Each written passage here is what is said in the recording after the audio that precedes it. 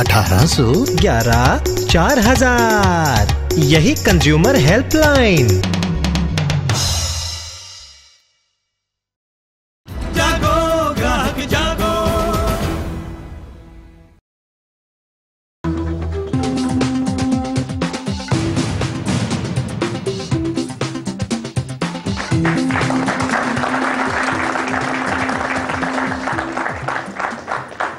नमस्कार, मैं हूं नगमा और आप जनता का बजट, यही सवाल अब हम आपसे पूछ रहे हैं और जनता के कुछ प्रतिनिधि यहां पर हमारे साथ हैं। आज उनके सवालों के जवाब देने के लिए बहुत तरह के एक्सपर्ट हमारे साथ स्टूडियो में है। क्या ये वाकई जनता का बजट है?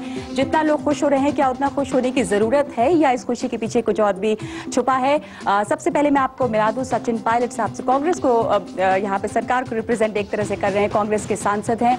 उसके साथ साथ हमारे साथ राहुल गर्ग एग्जीक्यूटिव डायरेक्टर हैं PwC के, और यहाँ पर राकेश टिकैत साहब हैं जो कि किसानों के रिप्रेजेंटेटिव हैं, भारतीय किसान यूनियन के राष्ट्रीय प्रवक्ता हैं, और साथ साथ अमीरुल्लाह खान हैं इकोनॉमिस्ट, और उसके अलावा कंज्यूमर वॉइस को रिप्रेजेंट कर रहे हैं मैनेजिंग ट्रस्टी कंज्यूमर वॉइस के श्रीराम खन्ना। बहुत बहुत स्वागत है आपका।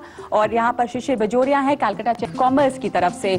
तो उसके अलावा यहाँ पर जनता के सारे लोग हैं। देखना ये है कि जो बजट चिदम्बरम साहब ने पेश किया है, जिसमें एक तरह से इतनी खुशी, ज्यादातर लोग जितने टेलीविजन चैनल हमने दिन भर देखे, तरह तरह के सर्वे हुए, लोग कह रहे हैं बहुत अच्छा बजट है, ज्यादा लोग कह रहे हैं कि बहुत अच्छा बजट है। तो इस बजट को हम समझने की कोशिश करेंगे, लोगों के सवाल यहाँ से लेंगे, लेकिन उसके पहले हम एक नजर डालते हैं कि आखिर इस बजट की जो बातें हैं वो क्या क्या है। चिदम्बरम साहब ने आज संसद में यूपीए सरकार का 5वां बजट पेश किया है, जिसमें किसानों को काफी राहत मिली है। छोटे किसानों के सारे कर्ज माफ कर दिए गए हैं। 60,000 करोड़ की माफी है ये कम से कम। और आपको बता दें कि वित्त मंत्री ने ऐलान किया है कि 2.5 से 5 एकड़ तक के मालिक किसानों के सारे कर्ज माफ किए जाएंगे। इसके तहत वो सारे कर्ज मिल जाएंगे जो 31 मार्च 2000 तक के लिए लिए गए हैं। इससे तकरीबन 4 करोड़ किसानों को फायदा पहुंचने वाला है। छोटे बड़े 4 करोड़ किसानों को इससे फायदा पहुंचेगा। दूसरी तरफ आयकर में भी काफी छूट मिली है। छूट की सीमा बढ़कर 1.5 लाख रुपए हो गई है, और महिलाओं के लिए खास करके छूट की सीमा 1.80 लाख रुपए है।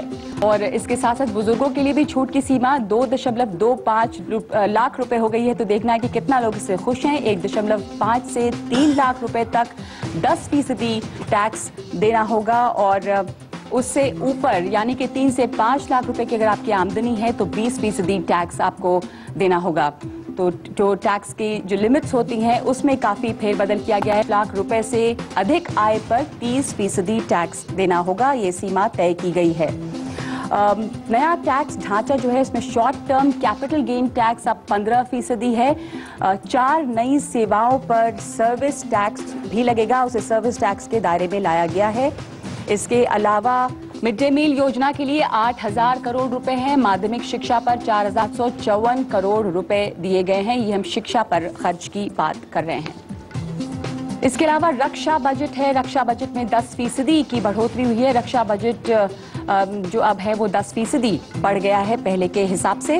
और जो अच्छी खबर है वो ये कि क्या क्या चीजें सस्ती हुई हैं। ज्यादातर लोग बजट में यही देखना चाहते हैं कि क्या सस्ता क्या महंगा हुआ है। तो जीवन रक्षक दवाएं जो हैं और एड्स की दवाएं वो सस्ती हुई हैं। छोटी गाड़ियां सस्ती हो गई हैं। LPG और CNG से चलने वाली गाड़ियां और साथ साथ 2 व्हीलर के दामों में भी कमी आई है। तो ये बहुत सारे लोगों के लिए बहुत अच्छी खबर है। तिपहिया वाहन और बसें भी सस्ती होंगी। साथ साथ आभूषण, रत्न, ये सब भी सस्ते हैं। फ्रिज, टीवी, दूध, इस तरह की चीजों में भी के दामों में भी कमी आएगी।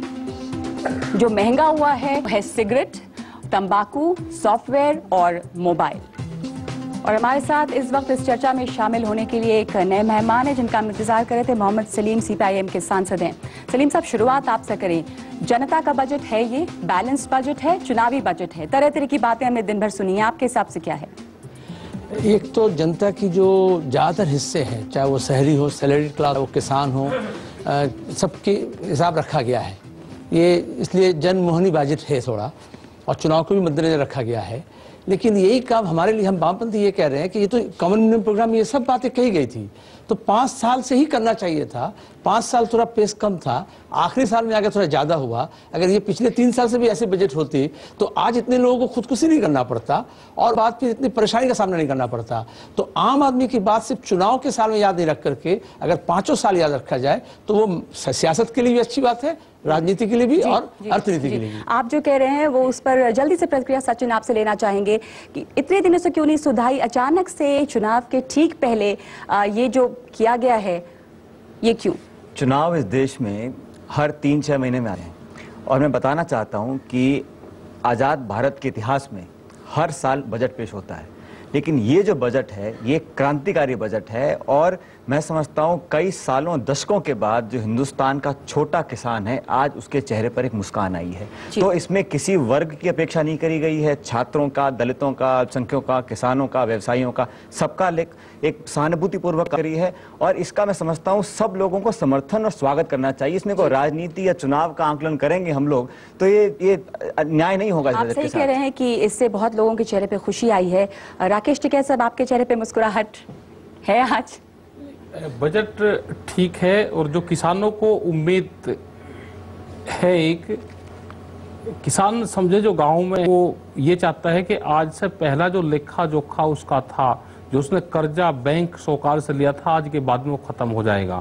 देखना ये है कि ये गांव तक कितना पहुंचता है, अब डिपेंड उस पर करेगा कि जितना यहाँ से सेंट्रल गवर्नमेंट क्रांतिकारी मानते हैं क्योंकि 60,000 करोड़ की माफी है। करोड़ का गया है बजट, क्रांतिकारी बजट है, ठीक गया है, लेकिन ये गांव तक चाहिए। जी, साथ साथ ये भी बात जो आप कह रहे हैं कि करीब करीब अगर हम कहें तो 50% किसान ऐसे हैं जो साहूकारों से पैसा लेते हैं, उनके बारे में कोई प्रावधान नहीं ज्यादा है। हमारी डिमांड ये भी थी, प्रधानमंत्री जी से भी मिले, ये था कि जो साहूकार से पैसा लिया गया है उसका भी ध्यान में रखा जाता, क्योंकि जब साहूकार किसी के बाहर को निकलता है, किसी के घर पर जाता है तो आत्महत्या जब ही आदमी करता है जब उसके मान सम्मान को ठेस पहुंचती है। जी, 60,000 करोड़ के माफी की बात है, वहां पे एक सवाल यहाँ पे ऑडियंस में जनता के जो प्रतिनिधि हैं उनके पास है। आप ये सवाल पूछना चाह रहे थे कि ये पैसा कहाँ से आया? ये पैसा हमारा ही है, ये पैसा किसका है? सचिन, आप जवाब देना चाहेंगे इसका कि आखिर पैसा किसकी जेब से जाएगा? ये इस बजट में कोई वृद्धि नहीं हुई है, ना टैक्स करों में हुई है, ना एक्साइज में है, कहीं पर भी आम जनता पर बोझ नहीं पड़ेगा इसका। इसमें अलग प्रावधान बजट में वित्त मंत्री किया है, चाहे उसको IRBs करें, चाहे पब्लिक सेक्टर बैंक्स करें, लेकिन ये जो कर्ज माफी करी है इसलिए करी गई है कि पिछले कई सालों से लगातार और बहुत शर्मनाक की बात थी कि देश में जब हम 9-10% की आर्थिक वृद्धि हो रही है और किसान छोटा कर्जा ले रहा है 10-20 हज़ार रुपए का और उसको लेने के बाद अपनी आत्महत्या कर रहा है, उस पर अंकुश और रोक लगाने के लिए ये वन टाइम वेवर किया गया है। और इसके साथ आपने अच्छा सवाल पूछा कि इससे सारी समस्याएं करनी होने वाला है, लेकिन जो किसान आज अपनी जान लेने को उस हालत में पहुंच गया है उस पर एक अंकुश लगेगा और भविष्य में ऋण लेने के लिए उसका पाक साफ हो जाएगा पुराना। इसमें एग्रीकल्चर इन्वेस्टमेंट्स भी होंगी और सहायता, टेक्निकल सहायता, फर्टिलाइजर की मदद होगी और हर तरह से किसानों को, खासकर छोटे जो किसान हैं, उस तक मदद पहुंचाने की एक मंशा सरकार की है। राजनीतिक जवाब से उठकर अगर हम इसके और दूसरी गौर करें तो अमीरुल्लाह साहब, मैं आपसे पूछना चाहूंगी कि ये जो ट्रेंड है कि 60,000 करोड़ रुपए आपने किसानों के माफ किए, क्या ये खतरनाक हो सकता है? क्या इसका कोई दूसरा उपाय था कि आप डेफर्ड लोन कर देते? अब ये हो सकता है कि किसान लोन लें और आप लोन न दें तो आपको उम्मीद रहेगी कि शायद माफी मिल जाए। बात बड़ी सादी सी है कि ये थोड़ा सा चालाक किस्म का क्लेवर मूव है, क्योंकि ये हमारे जो किसान लोन लेते हैं ये छोटे किसान नहीं होते, ये ज्यादातर मीडियम और लार्ज किसान। एक बार फिर हमने मिडिल क्लास को, फिर से हमने लार्ज फार्मर को प्रोटेक्ट कर दिया। जो छोटा फार्मर है उसको तो सड़क चाहिए, उसको तो बिजली चाहिए। हाँ, अगर वो दिया जाता तो ज्यादा अच्छा होता। और ये वेवर की वजह से अब मैं भी कहूंगा कि मैं क्यों वापस करूं अपने पैसे। फार्मर ने अगर अपनी शादी के लिए लोन लिया है तो वो क्यों वापस करे वो, या एजुकेशनल लोन। तो ये थोड़ा सा खतरनाक सा कदम है। इंटेंशन बड़ा अच्छा है, इंटेंशन इज वेरी नोबल, लेकिन इससे क्या नतीजा निकलेगा ये बड़ा मुश्किल है कहना। और इस वजह से मैं कह रहा हूँ कि ये थोड़ा चालाक सा कदम। जी, इससे पहले कि सलीम साहब कुछ कहें, आप प्रतिक्रिया इस पर देना चाह रहे हैं अपने, मैं राहुल गर्ग से पूछना चाहूंगी जो कि एग्जीक्यूटिव डायरेक्टर है उसी के, कि ये जो हम किसानों के कर्जे को वेव ऑफ करने की बात करते हैं, ये जब किया गया उसके बाद बैंक के स्टॉक्स भी बहुत गिरे थे, मार्केट कुछ इस पर जो रिएक्ट कर रहा था उसको कैसे समझें हम? देखिए, दो पहलू हैं साफ साफ। एक तो एक कंट्री और सिविलाइज सोसाइटी में आप ये एक्सेप्ट नहीं कर सकते, चाहे वो इकोनॉमिक सेंस बनाता है या नहीं बनाता है, कि आपका पड़ोसी आत्महत्या ले। ये नहीं एक्सेप्टेड है एक सिविलाइज सोसाइटी में। एंड उस चीज़ को रोकने के लिए अगर आपने कोई कदम उठाया है, चाहे वो कदम इकोनॉमिक दृष्टि से, पॉलिटिकल दृष्टि से पूरी तरह ठीक था या नहीं था, उसकी इंटेंशन इतनी अच्छी थी और हमारे इंडियन इथोस के हिसाब से वो बिल्कुल ठीक कदम था। बात ये रही कि वो पैसे कहाँ से आएंगे। टैक्स का पैसा किसानों का कर्ज माफ करने में जा रहा है, बैंक के स्टॉक हो रहे हैं, वो एक समस्या दूसरी क्रिएट हो जाती है। लेकिन आपने पहली समस्या को तो समाधान कर दिया ना कि लोगों को। समस्या के लिए कोई प्रावधान है इस बजट में? आप देखिए बजट में तो प्रावधान साफ है। बजट तो साफ लेखा जोखा है कि जितने पैसे आए और इतने पैसे खर्च हो गए। और पैसे कहाँ से आ रहे हैं? आप देखिए टैक्स से आते हैं, डायरेक्ट टैक्स से आते हैं और इनडायरेक्ट टैक्स से आते हैं, तो वही पैसा इसमें जाएगा। मैं ये नहीं मानता कि अगर आप उसको बैंक के थ्रू देंगे या आरआरबी के थ्रू देंगे तो पैसा कहीं और लौट फेर करके पैसा वहीं से आएगा जो मैं और आप टैक्स देते हैं, और वो टैक्स का पैसा इसमें यूज होता है। हम टैक्स पेयर होने के नाते क्या उस पैसे को ऐसा यूज देखना चाहते हैं या नहीं देखना चाहते हैं? आंसर ये है कि भाई अगर कोई आदमी खुदकशी की नौबत पे आ गया है तो चलो तुम मेरे टैक्स से भी उसकी खुदकशी बचा सकते हो तो बचा लो, लेकिन क्या ये सस्टेनेबल बेसिस पे होना चाहिए? आंसर ये है कि हाँ भाई उसको सिचुएशन को इम्प्रूव करो ताकि आगे हो। जी हाँ, इन सब चीज़ों पर चर्चा करेंगे और इससे पहले कि हम ब्रेक लें, यहाँ पर मैं शिशिर बजोरिया साहब से पूछना चाहूंगी जो कैलकाटा चेंबर ऑफ कॉमर्स को रिप्रेजेंट कर रहे हैं कि कॉमर्स के नज़रिए से आपको ये बजट कैसा लगा संक्षेप में, फिर हम ब्रेक लेंगे और उसके बाद इस पर चर्चा करेंगे। फिर कैसा लगा आपको ये बजट? कुछ मीठा कुछ खट्टा। ये जो 60,000 करोड़ माफ किया गया है ये बहुत अच्छा है। गर्ग साहब जो बोले लगभग 1.5 लाख जहाँ किसान भाई आत्महत्या किए हैं और एक तरफ हम बोलते हैं कि हमारा देश प्रगति कर रहा है, 9% के हिसाब से आगे बढ़ रहा है, ये दोनों चीज एक संग नहीं चल सकता है। तो उस दिशा से आप देखें तो ये बहुत अच्छा कदम वित्त मंत्री जी ने लिया है। अब ये रुपया कहाँ से आया, कैसे हुआ, यदि मैं जो समझा इसका घाटा तो बहेगा और जहाँ तक सरकार है वो बैंकों में इन्वेस्टमेंट करेगा, तो सरकार के भी बजट में घाटा नहीं हो रहा, तो फाइनेंशियल एक बहुत अच्छा स्टेप है। गर्ग साहब आप बता सकते हैं। जी, इनकम टैक्स में किस तरह के फेरबदल किए गए हैं उसके लिमिट में इसमें चर्चा करेंगे। जनता के जो प्रतिनिधि यहाँ पर है उनके क्या क्या सवाल हैं ये लेंगे, लेकिन जनता के बजट में अभी वक्त है एक छोटे से ब्रेक का, जल्दी वापस आएंगे।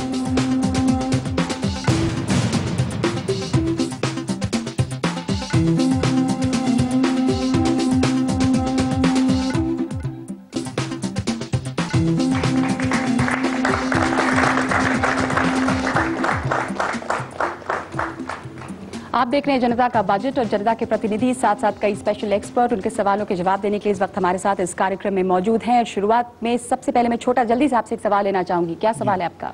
इस बार मैडम ये बार बार कहा जा रहा है कि ये बजट किसान का बजट है, लेकिन ये अच्छी बात है किसान को इस बार कुछ मिला है, इतना कुछ नहीं मिला कि इसे किसान का बजट कहा जा सके। माइक आप आगे बढ़ा दें, उनका भी साथ में इसी से जुड़ा सवाल है। क्या सवाल है आपका? मेरा सवाल ये है जो वेव किए गए हैं लोन, इसकी जगह फार्मर का जो प्रोड्यूस होता है उसको रीजनेबल दाम दिए जाए तो ये नौबत भी ना आए। जी, और जवाब कौन देना? आप जवाब देना चाहेंगे? ये हम इस सवाल पे बार बार आते जाते हैं। अगर हम इस कदम लें, जो आप कह रहे हैं, अगर आप ये कह दें अगले बजट में ये भी कर देंगे वो, हम तो ये कह रहे हैं कि कुछ ना करें, उनको सड़क दे दें, बिजली दे दें, ये वेव कर दें, वो थोड़ा सा प्राइस बढ़ा दें। हमारा मसला ये है कि हम अपने किसानों को सही दाम नहीं देने देते, इस वजह से कि हम उनको बेचने नहीं देते मार्केट में, हम उनको बाहर नहीं बेचने देते। हम एक तरफ कहते हैं कि दाम कम करो और दूसरी तरफ कहते हैं कि फार्मर मर रहा है। तो फार्मर अपने दाम बढ़ा ले, उसको सही मार्केट मिल जाए, उसको वो आजादी चाहिए, उसको ये बंधन नहीं चाहिए जो हम हर बजट में देते आ रहे हैं। जी, आजादी दो उनको बेचने की। ठीक है, किसान को जो बार बार ये कहा जाता है कि कर्जा माफ कर दिया, और जो यहाँ पे पढ़े लिखे जो लोग हैं वे कहते हैं कि किसान का माफ कर दिया, उसने लोन लिया, अपनी लड़की की शादी कर दी। किसान भिखारी नहीं है, किसान सम्मान से जीना चाहता है। 1967 में गेहूं का रेट 76 रुपया क्विंटल था, सोने का रेट 200 रुपया तोला था। 2.5 क्विंटल गेहूं बेच के 1 तोला सोना आ जाता था। किसान को कर्जा माफी नहीं चाहिए। आज भी किसान 2.5 क्विंटल गेहूं बेच के 1 तोला सोना खरीद दो, और ये रेट और जो बजट है, ये बजट को भी आप ले जाओ, कुछ नहीं चाहिए, उसको भाव चाहिए। आपने तो अपनी तनख्वाहें बढ़ा ली, 2-2 लाख रुपए के पैकेज पे आप जाते हैं और किसान को कहते हैं कि किसान जबरदस्ती वो कर्जा लेता है और उसको माफ कर जाए। कहां से पैसा आएगा? किसान को उसकी फसलों के वाजिब दाम चाहिए, किसान भिखारी नहीं है। टिकैत साहब, आप कह रहे हैं कि सबसे बड़ी मांग ये है कि किसानों को उनके फसलों के वाजिब दाम मिले। किसान को जो दिल्ली की चमकीली कोठियों में बैठ के किसान के भाग्य का फैसला होता है, और जो MBA किए हुए लड़के जिन बाप दादा यहाँ पे धोती पहन का है, आज वे पतलून पहने, उनको गांव की तमीज नहीं है, गांव की नॉलेज उन लोगों को नहीं है। उनको जाके गांव में पहले सीखना चाहिए और जब देखना चाहिए। एक उद्योगपति मुझे बता दो, एक इंडस्ट्रीज मालिक बता दो कि जिसने आत्महत्या करी हो कर्जे में। किसान आज देश में आत्महत्या कर रहा है और ये किसान वे हैं जो ऑन रिकॉर्ड जिनके नाम जमीन थी। 1.5 लाख किसान वे हैं जिन महिलाओं ने आत्महत्या करी, जिनके नाम जमीन नहीं थी, जिन लड़कों ने आत्महत्या करी जिसके बाप के नाम जमीन थी। अगर ये फिगर लगाए तो 5 लाख किसानों ने आज देश में आत्महत्याएं करी। सलीम साहब, आपसे यहाँ पर हम पूछना चाहेंगे कि जो ये कह रहे हैं किसान जो हैं वो भीख नहीं चाहते, वो अपने फसल का वाजिब दाम चाहते हैं, जिस तरह की खुदकुशी आत्महत्याएं हुई जो इस बजट पे किया गया है, आपको लगता है कि वो इसको रोकने के लिए काफी होगा, या जो भी अमीरुल्लाह कह रहे थे कि इंफ्रास्ट्रक्चर, सड़कें, उनको उनके वाजिब दाम वो सब मिलना चाहिए? ये जो माफी बोला जा रहा है, एक तो ये जरा मिसनोमर है। इसका मतलब है जो लोग कर्ज में डूब गए हैं उनके पैसे माफ किए जा रहे हैं, उनको कुछ मिल नहीं रहा है। जो बैंक के रुपए बकाया रह गया है वो बैंक को रुपया दे दिया जाएगा कि तुम उसके ऊपर और मत मांगो। एक तो 60% लोग बैंक से ऋण मिलता ही नहीं है, इंस्टीट्यूशनल क्रेडिट नहीं पहुंचा है, वो साहूकार के पास जाते हैं, महाजन के पास जाते हैं, वो खुदकुशी कर रहे हैं, उनके लिए कुछ नहीं है। दूसरी बात है, कृषि अगर लाभजनक नहीं है तो फिर वो डूबेंगे कर्ज में, आप उसको फिर कर्ज दो।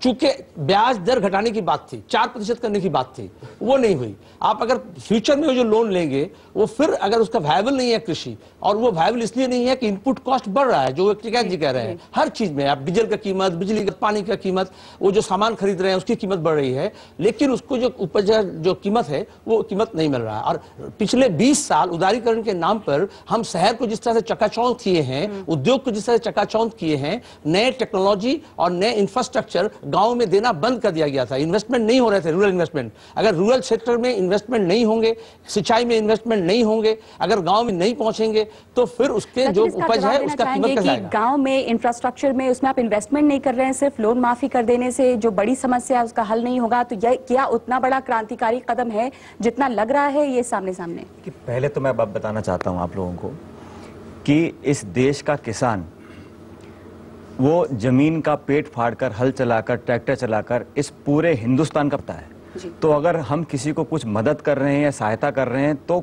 उन किसानों का ऋण हम पर है। हम दो नौकरियां करते हैं और सब शहरों में रह रहे हैं, लेकिन हमारे खाने पीने का रोजगार, जो हमारा पेट है, वो किसान भरता है। और उसकी मदद ऐसे समय में हम लोग कर रहे हैं जब वो बिल्कुल लाचार हो चुका है।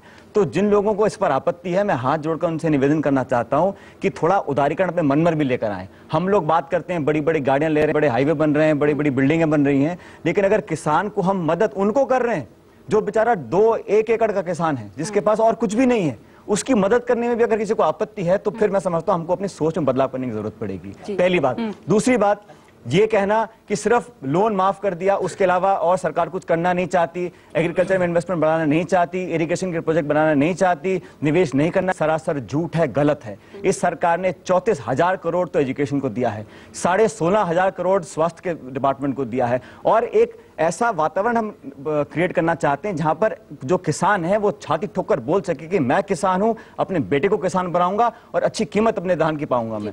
ये व्यवस्था तब क्रिएट होगी जब हम सब मिलकर काम करें, लेकिन कोई भला काम करे उसमें भी आप नोक झोंक करें, बोले साहब ये गलत हो रहा है, गलत बात। अच्छा करे बजट में दो चैन नहीं। एक चीज बताओ, सुनो, अगर एक पैकेज किसी इंडस्ट्रीज में, यहाँ पे कोई इंडस्ट्रीज में नौकरी कर रहा है, इनको यहाँ पे पैकेज ठीक नहीं मिलेगा, या दूसरे इंडस्ट्रीज में चले जाएंगे, वहां पैकेज ठीक नहीं मिलेगा, तीसरी में चले जाएंगे। किसान को अगर 10 साल तक भी एक खेत में घाटा होगा, वो 11वें साल भी उसी खेत में हल लेकर जाएगा। अमीरुल्लाह साहब, आप मैं यही तो कह रहा हूँ। देखिए, फिर वही प्रॉब्लम खड़ी हो गई कि जब भी हम किसान की बात करते हैं, हम एग्रीकल्चर की बात करते हैं, हम बिल्कुल इमोशनल हो जाते हैं, भावुक हो जाते हैं, और उनको फिर वहीं रखते हैं जहां हमेशा रखे गए। हमको चाहिए कि उनको भी वही मौके मिले जो हमें मिले। वो हमको चाहिए कि अगर कोई किसान चाह रहा है कि वो यूपी से निकल के महाराष्ट्र चला जाए तो वो जाए, लेकिन हम नहीं जाने देते उसको। हम एक आंध्रा के किसान को कर्नाटक में बेचना करते हैं, हम यूपी में एक शहर के किसान को दूसरे शहर में बेचने से मना करते हैं, क्योंकि हम बड़े इमोशनल हो जाते हैं। हम कहते हैं नहीं भाई, वो किसान हमें हमारी मदद कराए, हम उसको धोखा देंगे, और हम धोखा देते आते हैं, कभी कभी उसको थोड़े से पैसे दे देते हैं, और यही करते हैं जो सलीम साहब ने बढ़िया कहा कि लोन की माफी कर दी। अब वो एक बार लोन की माफी हो गई, किसान की कर्ज की माफी, और पिछले 4-10 साल में बड़े बड़े उद्योगपति को 1.5 लाख करोड़ रुपए की कर्ज माफी हुई है, घोषित नहीं करके, एनपीए के नाम में उसके पास पड़ा हुआ बकाया और नहीं अदायगी है, रोजाना वेवर हो रहा है, लेकिन वो घोषणा नहीं किया जाता है। किसी ने उंगली नहीं उठाई।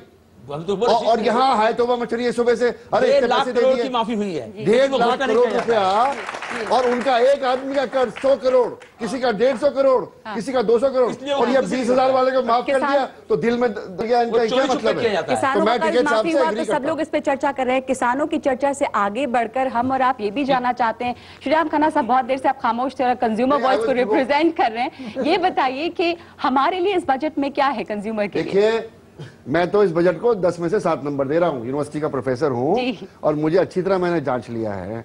इनकम टैक्स आपने कम कर दिया, डिस्पोजेबल इनकम बढ़ गई, कंज्यूमर खरीदेगा, और जब खरीदेगा तो बाजार उठेगा।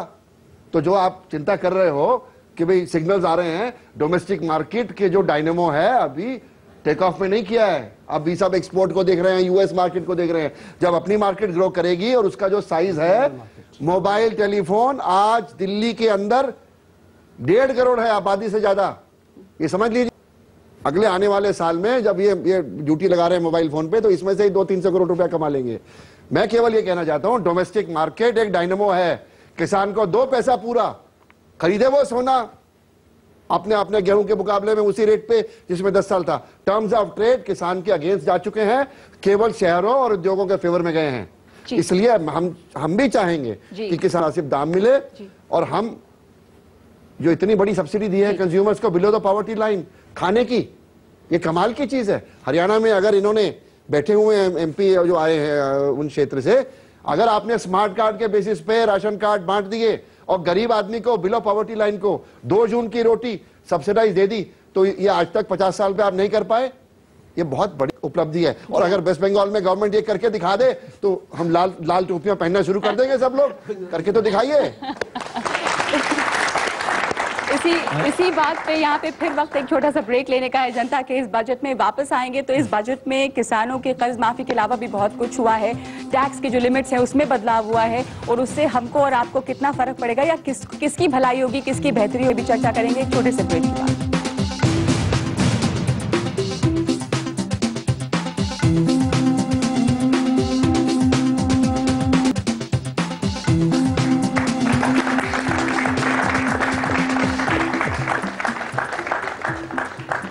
चिदम्बरम साहब ने जब आज बजट पेश किया उसके बाद सारे टेलीविजन चैनल्स पे तरह चर्चा हो रही थी, और उस चर्चा को जब हमने सुना तो अलग अलग लोग उसको अलग अलग नंबर दे रहे थे। कहीं कहीं लोग ये भी कह रहे थे कि हम नेगेटिव मार्क्स देना चाहते हैं, लेकिन कुछ लोग बहुत खुश थे।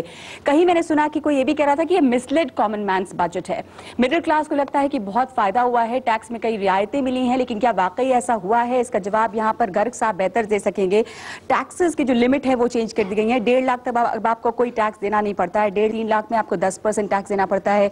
ये जो चेंजेस हुए हैं इससे वाकई कितना फायदा है, यानी कि आपको 1 साल में कितना टैक्स बच जाएगा जिनको टैक्स माफी मिल रही है? देखिए, ऐसे 2 चीजें हैं इसको देखने की। एक तो आप ये देखें कि 1 साल में कितना टैक्स बच जाएगा और क्या वो फायदे की चीज हो गई, और उससे ज्यादा इंपॉर्टेंट बात यह है कि 1.5 लाख की लिमिट हिंदुस्तान में एक 4 लोगों की को अपना जीवन चलाने के लिए 1.5 लाख की लिमिट काफी है या नहीं है।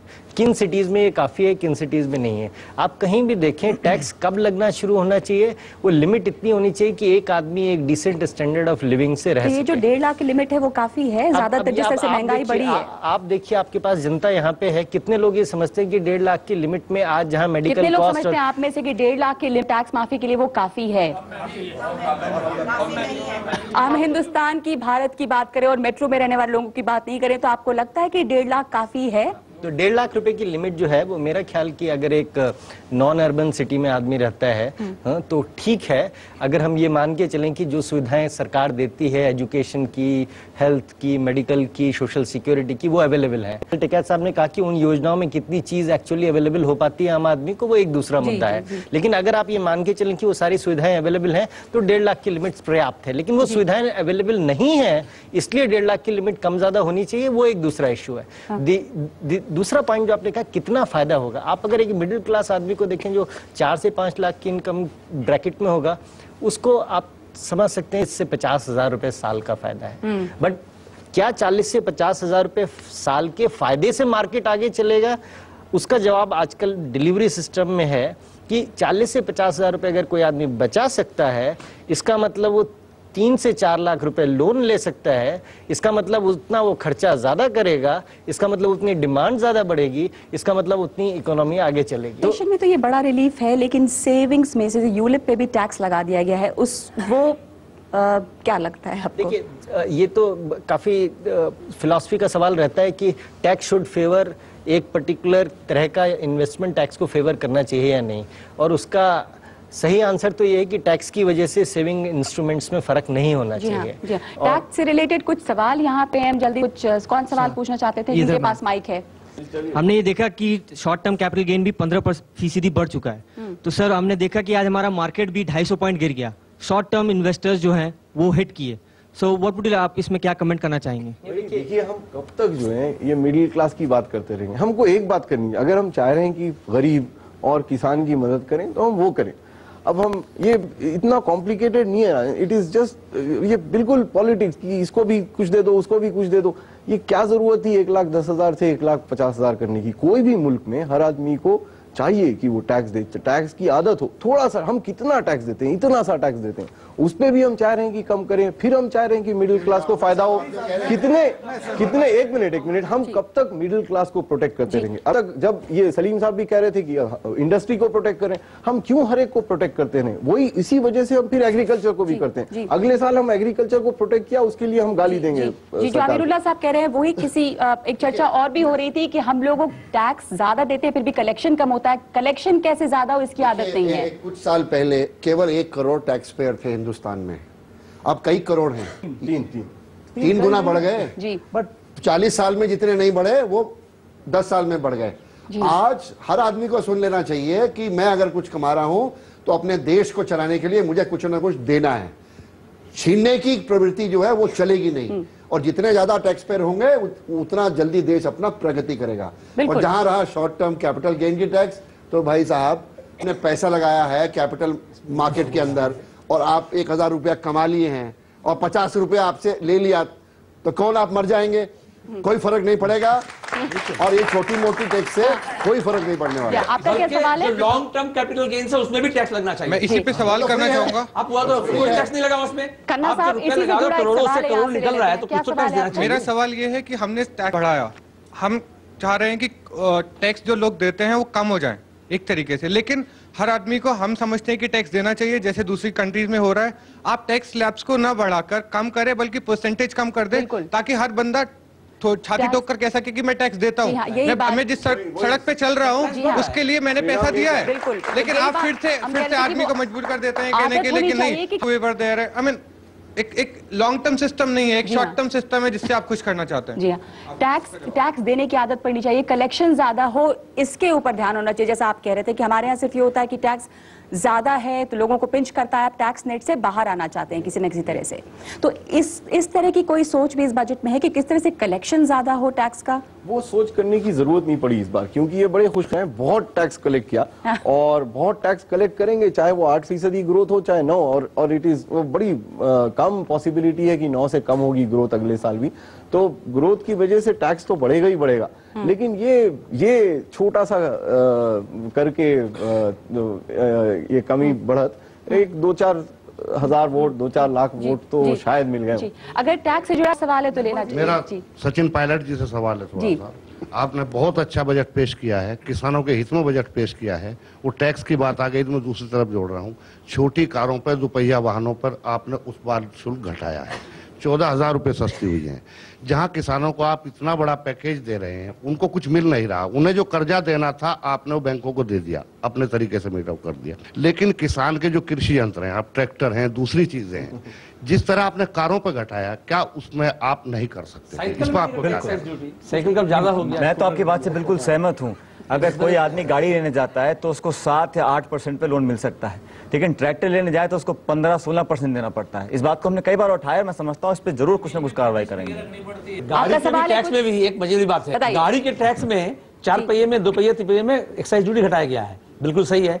स्मॉल कार में 16% से 12% कर दिया गया, लेकिन हाइब्रिड कार जो 24% थे उसको 14% कर दिया। तो जो ऊंचे दाम वाले गाड़ी थे उसके 10% घटा दिए गए, और 2 व्हीलर 3 व्हीलर और 4 चक्की के छोटे गाड़ी जो है उसमें 4% घटाए गए। इसमें हाइब्रिड कार का मतलब दूषण का मोटा सीएनजी अगर ऑल्टरनेटिव फ्यूल्स में करेंगे तो वो अच्छी चीज है। ताकि किस मॉडल का अवेलेबल है जिसमें डीजल से भी चला सकते हैं, पेट्रोल से भी चला सकते हैं, सीएनजी से भी चला सकते हैं, क्रॉस का है। लेकिन हम ये कह रहे हैं तो साइकिल में भी तो घटाना चाहिए था प्रोपोर्शनेटली। वो तो और भी दूषण फ्री है, वो तो फ्यूल फ्री है, तब तो आपका इंसाफ हो सकता है। तब तो साइकिल को माफ कर दो, फिर ये मैं बोला बराबर कर दो। साहब आपसे केवल ये पूछना चाहता हूँ, क्या बजट से पहले ये मैं आपने फाइनेंस मिनिस्टर को दिया था या अभी कह रहे हो आप? 1 फरवरी को फाइनेंस मिनिस्टर से हमारी मीटिंग हुई थी, फाइनेंस मिनिस्टर से, और हम वामपंथी क्या चाहते हैं पूरा लिस्ट देते, उसमें सब शामिल है। जी हाँ साहब, सिंपल बात ये कि किसी चीज पे, ये किसी भी मैन्युफैक्चर्ड आइटम पे टैक्स ना हो, हम इस पे 14, उस पे 12, उस पे 24। सलीम साहब, एक सुशील बजोरिया साहब बहुत ऐसे खामोश हैं, उनकी आवाज सुन लेते हैं, क्या कहना चाहते हैं? एक चीज अपने को ये देखना है कि अपने एक तरफ तो बोलते हैं कि हम देश में जो मध्य वर्ग है वो बहुत बढ़ रहा है और उसके कारण हमारी प्रगति हो रही है। हम मध्य वर्ग को कभी बोलते 25 करोड़ है आबादी, कभी 30। अभी साहब आप क्या बोले, टोटल अपने आयकर कितने लोग देते हैं? 3 करोड़। बाद बाकी कहाँ? तो ये मध्य वर्ग ऐसा है जिसके कारण पूरा देश बढ़ रहा है, बट वो अपने आयकर के जाल में नहीं आ रहा है। तो जब हम इसको नहीं करेंगे और ये लोग आके यहाँ कर नहीं देंगे तो देश चलेगा कैसे? पहले गरीब बहुत है, उनको पहले देख लेना, मध्य वर्ग को बाद में देखना। नहीं साहब, मैं आपसे सहमत हूँ उसमें। आपकी बात टैक्स बढ़ाने की एक ही भाषा में बोल रहे हैं, अपने एक ही भाषा में बोल रहे हैं कि जब तक टैक्स पेयर का नंबर बढ़ाइए। और इसमें दूसरा है सर, ये बहुत दिनों से सुन रहे हैं, ये नहीं बढ़ पाएगा। 3-4 करोड़ ये बहुत टैक्स दे रहे हैं, हमको चाहिए कि वो पैसे गरीबों में वो सबसे आसान होता है, जो तनख्वाह लेते हैं, सैलरी इनकम है, वो आ जाते हैं ऑटोमेटिकली। बाकी लोगों का वो उसके अंदर डाला नहीं जाता है। इस वक्त ये बहस तो चलती रहेगी, लेकिन यहाँ पे एक और ब्रेक लेना पड़ेगा। और जो अमीरुल्लाह साहब कह रहे हैं कि जरूरत ये टैक्स हम काफी ले रहे हैं, लोगों में, गरीबों में उसे बांटे। और ब्रेक के बाद हम इस पर भी चर्चा करेंगे कि जब भी बजट पेश किया जाता है उसमें बहुत तरह के एलोकेशंस होते हैं, बहुत तरह के वादे होते हैं, लेकिन ऐसा कह रहे थे टिकैत साहब कि गांव तक पहुंचते हैं कि नहीं, जिन लोगों के लिए है वो वहां पहुंचते हैं कि नहीं, इंप्लीमेंटेशन में, मॉनिटरिंग में क्या समस्या है, इस पे भी बात करेंगे। और भारत जो है, ग्लोबल रिसेशन जो हो रहा है उससे क्या फर्क पड़ रहा है भारत की इकोनॉमी पे, इस पे भी एक नजर डालेंगे एक ब्रेक के बाद।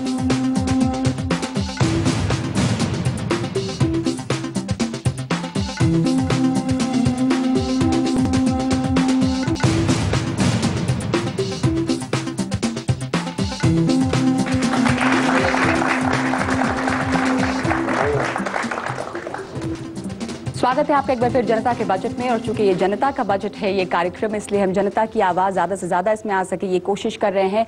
अभी तक एक भी महिला ने सवाल नहीं पूछा था, आप पूछिए क्या सवाल है आपका? मैं ये कह रही हूँ कि बजट बहुत सराहनीय है। अच्छा। और भारत सोने की चिड़िया था, है और रहेगा। चलिए, फूलो फलो फलों में झूलो, यही तमन्ना है, हमें ना भूलो। बहुत जी। अच्छा, ये बजट ऐसा है जिसने सबको खुश किया जी, पर सुखी नहीं किया। अच्छा। सुखी रहने का मैं 15-20 देशों में घूम चुका हूँ। मैंने देखा जहाँ पर ग्रोथ हुई है उन्हीं देशों में हुई है जहाँ पे लोगों ने पॉपुलेशन को चेक किया। अगर हम एक इलेक्शन हार गए, हमने इस तरफ ध्यान देना बिल्कुल छोड़ दिया कि लोगों को कहे भी पॉपुलेशन तक कंट्रोल करो। आज हमें शिकायत है, बिजली नहीं है, पानी नहीं है। अरे तुम अपने घर में तो आपके हिसाब से मेन समस्या है कि पॉपुलेशन चेक करने के लिए कुछ नहीं है बजट में? हमारा देश तरक्की नहीं कर। बजट आने वाला था, उससे पहले सुना था कि ये यूथ बजट होने वाला है, पर हम जैसे युवा इससे बहुत निराश हैं।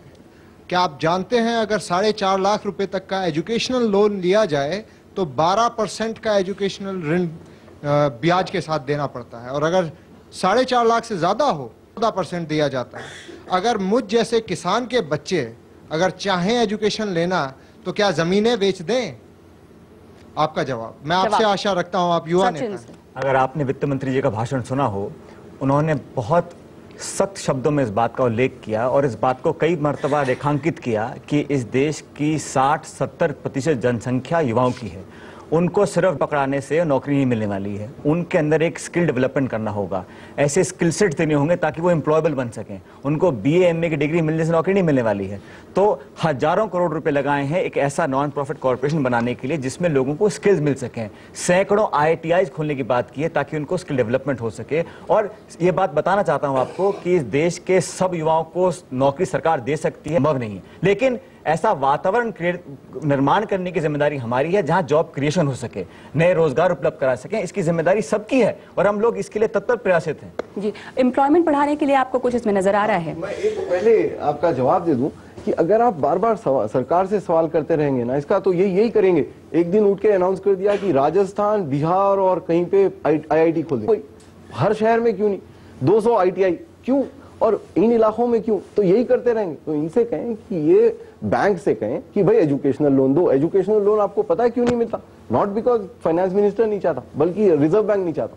वो थोड़ी सी वो कर दें, उसको आसान कर दें, आपको एजुकेशनल लोन मिल जाएगा। और सर अगर गरीबों को और ब्याज जब कब कम होता है, हमारे पीछे ये HDFC और ICICI क्यों दौड़ते रहते हैं, कार खरीद लो, और हर आदमी कम करता रहता है। वैसे ही आपके पीछे दौड़ेंगे अगर उनको इजाजत दी जाए। इजाजत नहीं देते, इसीलिए प्रॉब्लम है। किन किन सेक्टर्स में पॉजिटिव इंपैक्ट पड़ा इस बजट का और किन में नेगेटिव? एक में चर्चा के दौरान सुन रही थी कि रियल एस्टेट पे इसका कोई पॉजिटिव इंपैक्ट नहीं पड़ा है। सीमेंट आपने महंगा कर दिया, यानी कि जो बुनियादी सुविधाओं में एक रहने के मकान भी आते हैं जिनके दाम बड़े शहरों में आसमान छू रहे हैं, उस पर नेगेटिव इंपैक्ट है एक तरह से, उस पर कोई पॉजिटिव इंपैक्ट नहीं है रियल एस्टेट को कंट्रोल करने के लिए।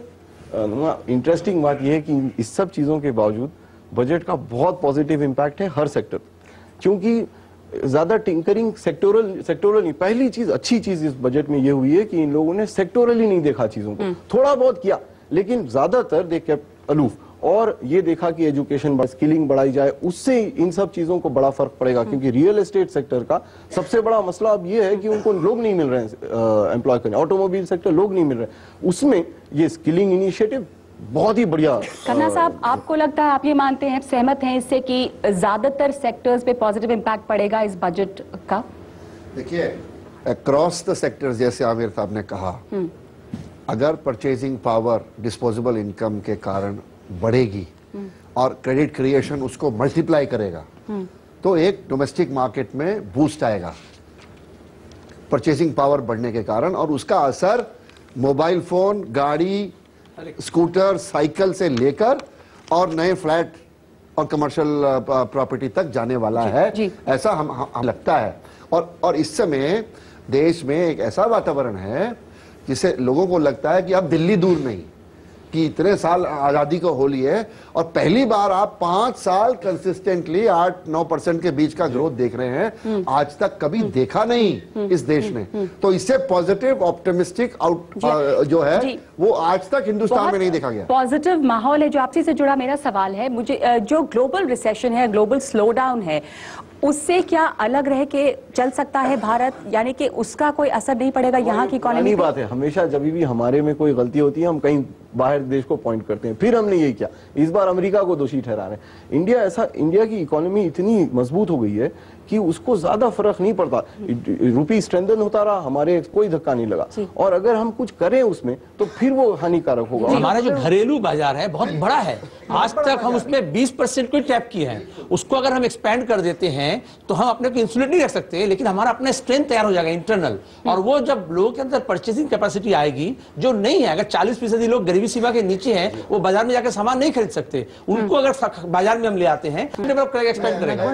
एमपी साहब की बात से एकदम इत्तेफाक रखता हूं, और आप भी जो कह रहे हैं हम पे थोड़ा बहुत असर पड़ेगा, पर हाथी की टांग थोड़ी सी लड़खड़ा गई, हाथी तो चलेगा, बिल्कुल वो गिरने वाला नहीं है। तो मैं केवल इतना कह रहा हूं, डॉलर के कारण असर पड़ रहा है, यूएस रिसेशन कर रहा है।